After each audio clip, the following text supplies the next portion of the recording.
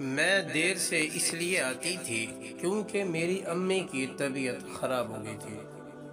سیدہ اقرا اعجاز، حیدرآباد۔ ماہین ایک بہت ہی پیاری بچی تھی۔ وہ اپنے والدین کی اکلوتی بیٹی تھی۔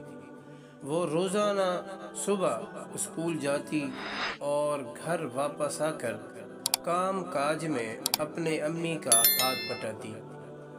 ایک دن ماہین اسکول تاخیر سے پہنچی تو ٹیچر نے اسے بہت ڈانٹا اور وقت پر آنے کی تاکید کی، لیکن اب تو روز یہی ہونے لگا۔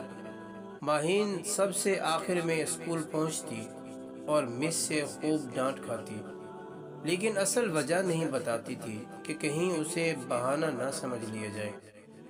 پھر ماہین پورے ایک ہفتے اسکول نہیں آئی۔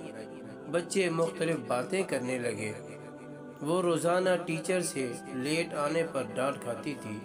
ہو سکتا ہے اس نے اسکول ہی چھوڑ دیا ہو، لیکن آخر ایک ہفتے کی چھٹی کے بعد ماہین اسکول آ ہی گئی۔ آج وہ کلاس میں سب سے پہلے آئی تھی۔ ٹیچر کلاس میں داخل ہوئی تو سب بچوں نے اٹھ کر انہیں سلام کیا۔ مس نے سلام کا جواب دیا اور وہ ماہین کو دیکھ کر چونک گئی۔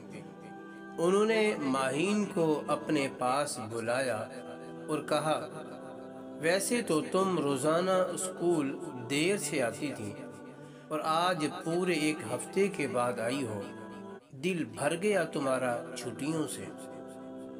مس غصے سے اسے ڈانٹے جا رہی تھی اور ماہین کی آنکھوں سے آنسو بہہ رہے تھے۔ اس نے مس سے کہا، مس میں کچھ کہنا چاہتی ہوں۔ ہاں کہو، مس نے غصے سے کہا۔ مس میں دیر سے اس لیے آتی تھی کیونکہ میری امی کی طبیعت خراب ہو گئی تھی۔ میرا کوئی بھائی یا بہن نہیں ہے۔ والد کسی فیکٹری میں کام کرتے ہیں۔ ناشتہ تیار کرنے اور ماں کو دوا دینے کی وجہ سے میں دیر سے آتی تھی۔ پھر ماں کا انتقال ہو گیا، اس لیے کئی دن اسکول نہ آ سکی۔ آئندہ ہمیشہ وقت پر آیا کروں گی کیونکہ اب میں ماں کی خدمت نہیں کر سکوں گی۔ ماہین کی باتیں سن کر سب ہی بچے افسوس کرنے لگے اور مس بھی بہت شرمندہ ہوئی۔ ماہین یہ سب بتا کر زور زور سے رونے لگی۔